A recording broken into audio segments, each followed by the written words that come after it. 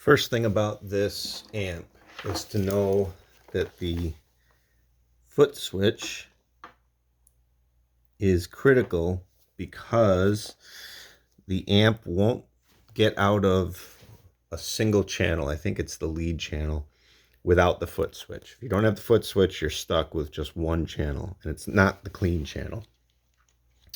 Number two is to be aware that on this particular one, when I got it, the plug here had one of these pins was kind of jammed in. So you want to be delicate. You want to be careful when you plug this thing in, so you don't jack up any of the pins, or like I said, you're screwed without having full access to the amp. So you can see the socket here.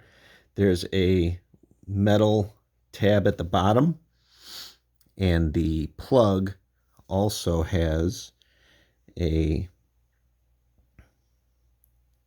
divot on the bottom. It's also where the screw is. So you line those up. You want that pin to be on the bottom, and just gently line it up in there. And then what you want to do is just kind of wiggle it and make sure that as you're slowly pushing it in, you can feel that they're getting seated.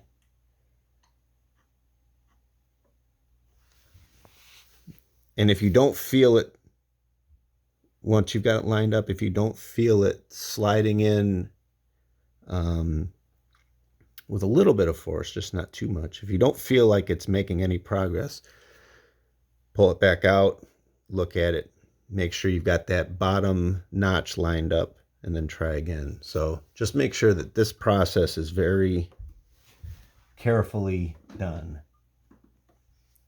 There's a little wiggle. It's not super tight in there, but if you gently pull, it's not coming out. Those pins are, once they're seated, it's in there. The other thing is, don't move it around with this thing plugged in.